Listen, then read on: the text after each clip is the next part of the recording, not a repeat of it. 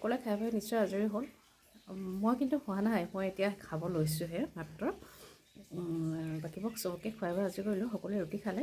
কিন্তু মই ৰুটি আজি নাখাওঁ বুলি ভাবিয়ে মই এই ধৰণে ব্ৰেকফাষ্ট লৈ লৈছোঁ।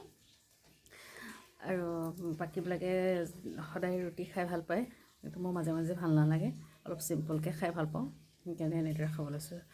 আৰু ঘৰ চৰবিলাক অলপ সাৰি মোহাৰি ল'লোঁ, ভালকৈ চাফ চিকুণ কৰি ল'লোঁ, নিজেই কৰি ল'লে ভাল লাগে।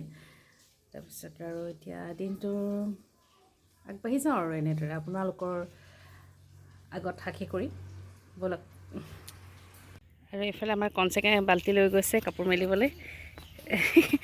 আৰু এই ফিল্ডখনতে আমি অলপ খেলোঁ কেতিয়াবা, আৰু এনেদৰে ফিল্ডখনত খুব সুন্দৰভাৱে ৰ'দ পৰে কাৰণে কাপোৰ কানিও ইয়াতে মেলোঁ, মেলিবলৈ এইফালে আজি জলফাই ৰুকা গছৰ পৰা পাৰি একেবাৰে আমি ৰুকি ৰেডি কৰি জলকীয়া নিমখ সানি খাম। এতিয়া আনফালে আমাৰ ৰবাব টেঙাও খুৰীহঁতি গুচাই আছে।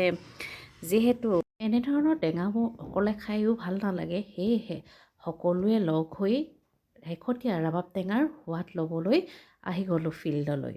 আৰু এই ঠাণ্ডা দিনত এনেদৰে ৰ'দত বহি টেঙা খোৱাৰ মজাই বেলেগ। বহি ৰ'দ লোৱা ফিল্ডখনো অকণমান আপোনালোকক দেখুৱাই দিছোঁ। হঠাৎ যে পৰি মানুহৰ কাৰ কি ঘটনা ঘটে কোনেও ধৰিব নোৱাৰে, তাৰে এক প্ৰমাণ মোৰ পাছে পিছে দদুকাইতেকৰ ৰুমত জেপত হাত ভৰাই জাপ এটা মাৰি দিওঁতে এনেদৰে পৰি তলত যে ফাটি যাব পাৰে আমি ভাবিব পৰা নাছিলোঁ। সেয়েহে ঘৰত ইনজেকশ্যন এটা দিয়া হ'ল যদিও পিছত তিনিচুকীয়াৰ স্বাস্তিক নাৰ্ছিং হোমলৈ লৈ যোৱা হ'ল আৰু তাত ড্ৰেছিং কৰি ভালদৰে ষ্টেপুল দুটা মাৰি দিয়ে। আজিকালি যিহেতু ষ্টেপুল মাৰে, চিলাই নকৰে। বেচেৰীজনীয়ে মনটো কিমান মাৰি আছে চাওকচোন, তাই যে কিমান বিষাইছে। এতিয়া আজিৰ ভিডিঅ'টো ইমানতে সামৰিছোঁ। যদি ভিডিঅ'টো তাই চালে তেন্তে লাইক কমেণ্ট শ্বেয়াৰ এটা কৰি দিব। আজিলৈ তেন্তে বাই বাই।